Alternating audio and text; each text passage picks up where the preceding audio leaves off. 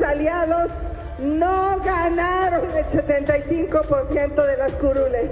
Por eso vamos a pelear y vamos a pelear duro. Recientemente la oposición ha dicho ahora que hay una sobrerepresentación de los partidos de nuestra coalición, de Morena, del PT y del Verde. Esto es completamente falso. Lo único que tiene que hacer el tribunal es hacer lo mismo que se ha seguido en las últimas elecciones y asignar los diputados y diputadas que le corresponden a cada partido político.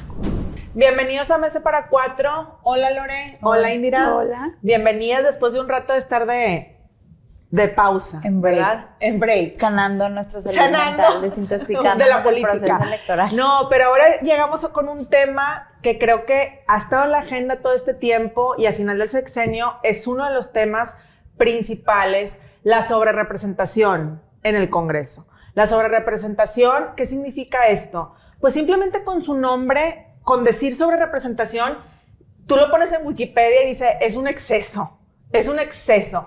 Con eso ya es una connotación negativa. Yo creo que aquí no estamos dimensionando, porque mucha gente que está pro Morena dice, pues nosotros escogimos el plan C y queremos ese famoso plan C y queremos esa mayoría en el Congreso. Pero ojo, no estamos viendo que todo en exceso es malo. Todo en exceso es malo. Y entonces, si nos vemos en el espejo, por ejemplo, de un Venezuela, o incluso a veces dicen, ¿por qué comparas con Bangladesh? Bueno, Bangladesh también está viviendo ese proceso de, por mucho tiempo tuvieron la sobrerepresentación en el Congreso, aparte de la presidencia o de ser primer ministro, etcétera. Entonces, aquí la cuestión es, ¿a dónde vamos con esto? Y si es de verdad la voluntad del pueblo, como lo dice Claudia Sheinbaum, que ella subraya y dice, es la voluntad del pueblo. Es la voluntad del pueblo que 373 curules sean los que no podamos negociar, no se pueda negociar nada de oposición y es lo que digan ellos. Entonces, abro la conversación aquí. Lore creo que trae muy buenos insights. Indira también. Vamos contigo, Lore. Pues mira, creo que una de las cosas más importantes que debemos de entender es el contexto de cómo llegamos a esta definición electoral del tema de la sobrerepresentación. Y es que en México ha habido momentos en reformas democráticas que lo que han buscado es que los partidos minoritarios tengan presencia. Ustedes se acuerdan cuando gobernaba el PRI, pues no nada más era el gobierno todo PRI, el Congreso y el Senado también era todo PRI. Entonces, en una alianza legislativa o en un acuerdo legislativo hace muchos años, hubo una reforma a final de los 80, una reforma en el 94 y así.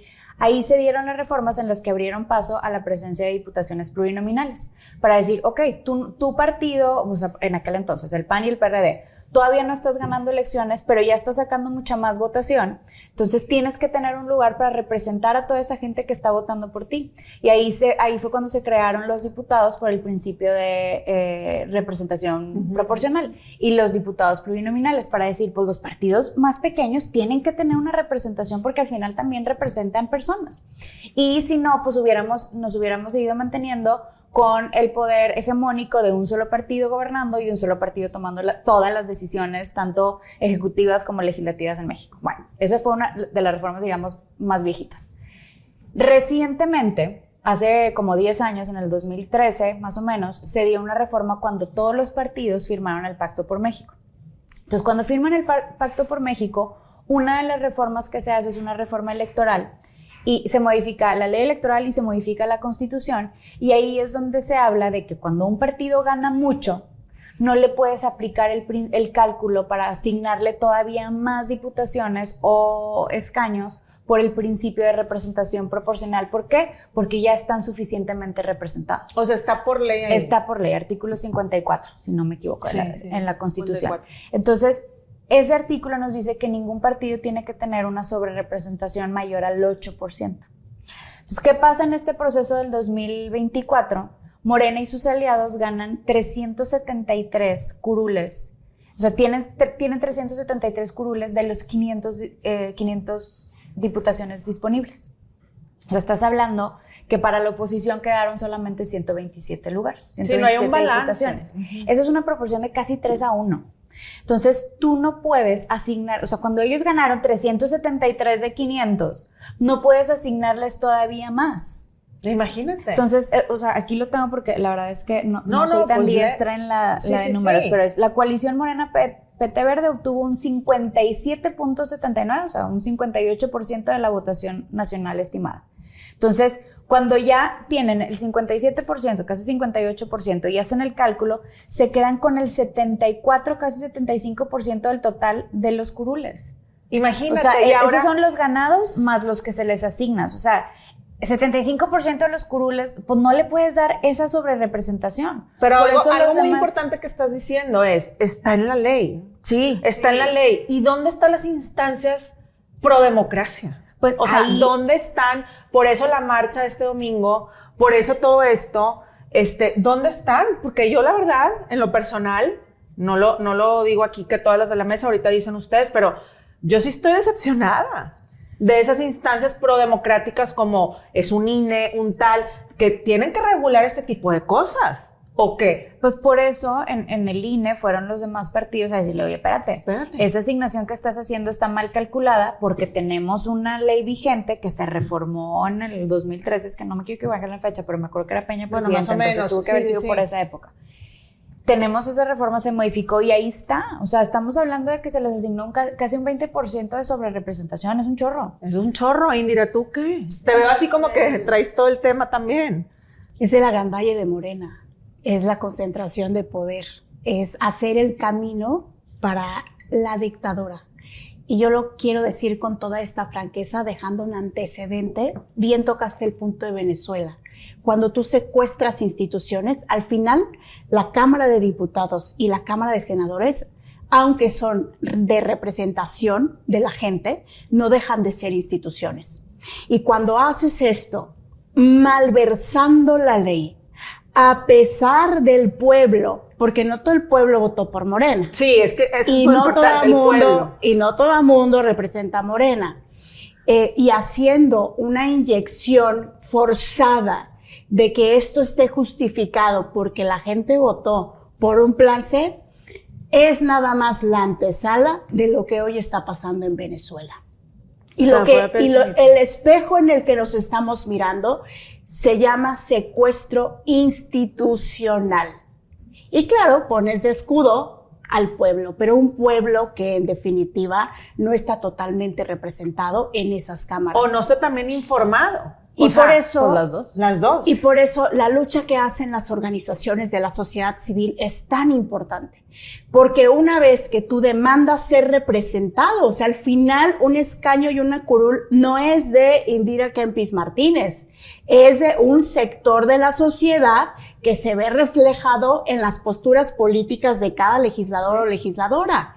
Entonces, bueno, y ustedes que están ahí. Es que entonces lo que están haciendo es un franco agandalle, están haciendo un camino, veámosle la cara a Venezuela, o sea, ahora mismo. El espejo en el que nos miramos. Que Maduro no se quiere ir, porque además de no reconocer a la oposición, esto es de hecho, un no reconocimiento de que tienes una oposición.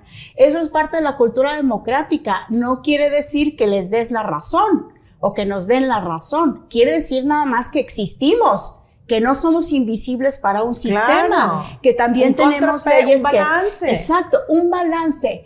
Y entonces, cuando no se quiere reconocer ese balance, ese contrapeso o esa existencia, simple y sencillamente, ¿qué estás haciendo? El camino para la concentración del poder, que hoy en Venezuela se llama dictadura. Híjole, se me pone así como, no, es que no puedo entender cómo hay gente que dice que es que votamos por el plan C. Sí, pero yo creo que ni saben qué es el plan C. No, es que a ver, no podemos confundirnos, porque evidentemente Morena ganó todo, ¿verdad? Y eso se lo tenemos que reconocer. Pero votaron por ella. Ganó mucho, y pues los curules que ganaron, los ganaron. Ajá. Y por la razón que tú quieras, la narrativa de la mafia del poder, de los neoliberales, los programas sociales, la estructura, por lo que tú quieras, ganaron. O sea, cuando uno tiene verdadera convicción democrática, aceptas el resultado, aunque ese resultado no te favorezca. Ganaron. Lo que estamos peleando es la sobrerepresentación de lo que se les asigna por fórmula. Nadie les está queriendo quitar su victoria. Nadie les dice que Morena no es un partido que logró convencer a millones de mexicanos. Eso es una realidad. Sí, pero no viene junto con pegado. O sea, pero no votaron por Claudia Sheinbaum y el plan C, ¿sabes? O sea, no votaron por el paquete completo, el combo. Es que a mí me parece que es borrar, o sea, yo siempre creo que el foco es ¿quiénes son los legisladores? Los legisladores no somos una persona, somos una representación. Sí. Y en el momento en que un gobierno, además, instancias como los tribunales, por ejemplo, en Ciudad de México sí les dieron la sobrerepresentación. En Sinaloa les dieron la sobrerepresentación. ¿Dónde están? Entonces, cooptados. Entonces es una cuestión también incluso de justicia, porque es como si borraras del mapa, o sea, las y los mexicanos que votaron por otros representantes, es como si no existieran. Ajá, como si no hubiera gente que no está de acuerdo. Exacto. Entonces, no se trata de quitarle curules o escaños a la oposición. Es que estás borrando a la población que representa a esa oposición. Y en ese borrado, la cultura democrática se fragmenta, porque desde ese momento, si la sobrerepresentación pasa en México, desde ese momento no somos un país democrático. No. O sea, que quede claro que lo que está en juego no son curules ni escaños, porque luego también viene esta malversación de, es que la oposición lo que quiere son sus puestos, ¿no? No, pues al final también representamos a una población. Sí. Entonces, lo que le estás haciendo, digo, si hay menos lugares, pues esos legisladores ya no son legisladores y se van a su casa. Pero el tema no es ese. El tema es que se quedan esos espacios sin representación de la gente y es como si desconocieras que hay mexicanos y mexicanas que no están de acuerdo contigo en esa concentración del poder. Entonces va a pasar todo. Claro. Porque ya no necesitan a nadie, porque entonces en esa sobrerepresentación... Porque ya tienen 3-1. Exacto. Pero por eso las marchas como la de este domingo, que es pacífica, y ahora lo que vemos en Venezuela, y digo Bangladesh, aunque Bangladesh nunca lo tuvimos en el mapa, pero pasó igualito y está pasando. Tuvieron una sobrerepresentación de 288 curules, ¿sí? Después de 15 años de la primer ministra, Sheikh Hasina, que estuvo en el poder, más esa concentración, la población, el ciudadano, el pueblo, llámese como sea, tronaron. Claro. Y tan tronaron que ya no fue pacífico, porque el vaso fue hasta acá. Y se subieron y se metieron a la casa de la Sheikh Hasina, al palacio de allá, y empezaron a hacer desmanes porque ya no podía la gente. Y la gente en algún momento dijo lo que estaban diciendo una parte de México ahora. Votamos por el plan C. En algún momento, hace 15 años, esa gente, que fueron los papás de la generación Z, que ahorita están en las calles en Bangladesh, esos dijeron, votamos por el plan C. Entonces, lo que dice Indira, lo que dice Lorena ahorita es, esto de Venezuela, eso de Bangladesh, aunque lo veamos hasta, no sé, hasta la India, es un espejo. Es un espejo. Es un espejo. Es un espejo. Y el reloj va a cuentagotas. Y yo creo que sí, despertar. Por eso les decía yo el contexto de las reformas democráticas que se hicieron en México, las reformas electorales, daban paso a que la oposición, y no la oposición de partidos, las personas que no estaban de acuerdo con el partido hegemónico en el poder, tuvieran un espacio de representación. Claro que podía porque antes no la mano. existía, o sea, no ganabas, entonces pues no llegabas al Congreso. Ahora si no ganas, tienes una oportunidad de llegar a representar a toda la gente, aunque sea minoría, que no está de acuerdo o que tiene otra convicción. Entonces esta lucha es exactamente la misma, nada más que con la realidad que vivimos ahora en 2024, es darle la justa proporción a la representación de la gente que no está de acuerdo con el partido en el poder. Es eso. Totalmente. Yo creo que para concluir, queremos un país más sano, ¿no? No pues en excesos, sí. Un país sano, donde haya balance, donde haya voz del pueblo, no del pueblo, lo que sea, o sea, de todos. Pero cuando Claudia Sheinbaum dice es que es la voz del pueblo, es como ustedes dicen, pues... Hay muchos pueblos. No es una totalidad. Sí. O sea, lo dice como, en la narrativa es todos escogieron, no es un todos. No. O sea, hay muchos pueblos dentro del pueblo. No todo el pueblo representa a Morena, representa una parte del pueblo. Pero yo sí pienso que si la sobrerepresentación se da, se acabó la república.